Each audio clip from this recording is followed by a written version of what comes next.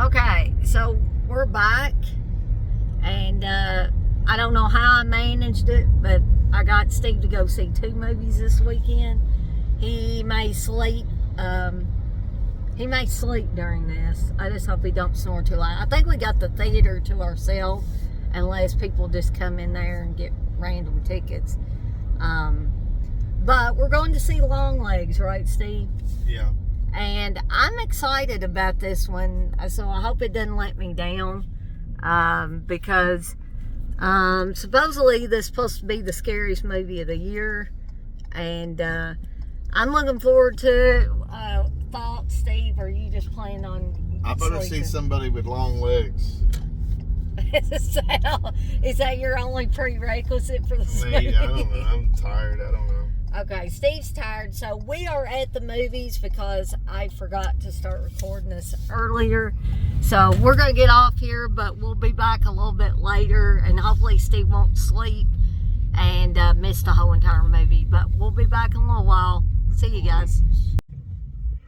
Alright, so we're back, and we had to deal with silly people at the Kroger and some stupid guy that banged both me and Steve's chair or seats in the movie theater. I don't know what his problem was, but anyway, we went to see Longlegs, and I'll tell you, I love this thing. I'm glad we got to go. I'm gonna let Steve talk about it here in just a second, but I don't want to give anything away, you know, no spoilers or anything like that. And now people are like acting like they can't drive or something. But anyway, so we have, I thought it had a kind of like a Silence of the Lambs type vibe to it, because you have a character that is weirder than Buffalo Bill, if that's possible, but kind of reminds me of Buffalo Bill. You have an FBI agent, Lee Harker, who reminds me of Jodie Foster in Silence of the Lambs, the Clarice character. And but it's this one's, if you can get more bizarre than Buffalo Bill and Silence of the Lambs and all that, I think this one achieves it.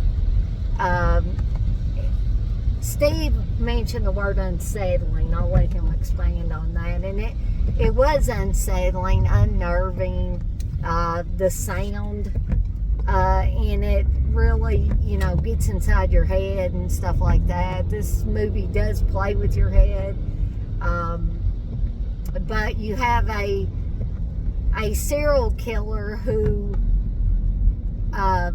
is at the place of the crime, supposedly. What is this car doing? They got their caution lights on. But anyway, I'm trying to do this review, and maybe something's wrong with their car. I don't know what it is.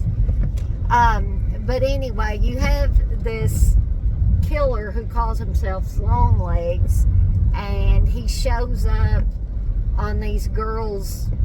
No, don't tell anything. Huh? That's giving too much away. No, it's not. That's at the beginning. Okay. They tell that at the beginning. No, they know the girl figures it out, the FBI agent. But, okay. All right. It's your video. I'm sorry. I didn't Once think this dumb fuck with his pants hanging, I could see his dirty underwear. Sorry, There's y'all. got shit stain on his pants. I mean, what the fuck's going on with these people? All right, now I got totally off track because Steve told me I was giving away a key point in the movie, which I don't think so. But here's the gist without spoilers. There's a serial killer. All right. But they're killing the whole father is usually, which I think it's always, is killing the entire family and then himself. Yes. And then there's letters there.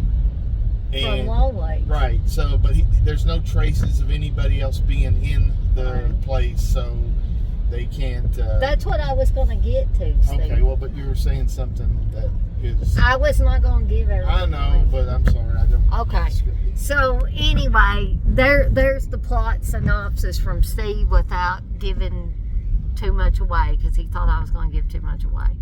But I think everybody should go see this. Of course, you might not have a chance to see it in the theater. We're seeing it kind of late, so there might be people that have already seen it that's going to see it. There was just a handful of people, and there's the Granny's Club, and then the clumsy fucks with popcorn. Well, whatever. And we were scared that those old ladies was sick. They were hacking up a lung, so I was like, don't touch anything. Yeah, Steve was telling me not to touch anything. With whatever the hell they got. But anyway, I'll just go ahead and give my rating. I'm going to give this one 5 deadites out of 5. I know people think I throw that rating around a lot, but this one was good. I'm glad we went. I'm glad we got a chance to see it in the theater environment despite crazy people in there acting stupid. But at least there weren't that many of them in there. But okay, I'll turn it over to Steve now. Well, Dana doesn't know who directed it. It's actually the son of Anthony Perkins. Who's the director. Well, that was probably why it was so good. Well, I mean, it's good, but they use sound to very much make you unsettled, and then it's almost to the point where it give you a headache. I had a headache. At least in the beginning, I mean, and you're not really sure what time period this movie takes place in, but I think it was the 90s. Yeah, it was the 90s. They had Clinton on the wall and the FBI place, and so I mean, I could tell, at that point it was the 90s, but at the beginning you really couldn't tell, other than, hey, there's not a lot of computers around, and then later they show the big old 90s. No cell phones or anything like that. So it's like, this is strange. But other than that, I mean, it was unsettling. I don't think I need to see this movie ever again. I mean, I'm not saying it's really bad. Yeah, I mean, I liked it. I mean, I'm gonna buy it. But yeah, I knew you were. But I mean, it's good. But I don't know if repeat viewings are required. It's probably gonna stick in your head for quite a while afterwards. So you got a rating to give to it, Steve? I mean, it's good. It's whatever, 4 out of 5, whatever. Okay, so Steve gives it 4 deadites out of 5. I just want to say one more thing before we get off here that I forgot to say earlier.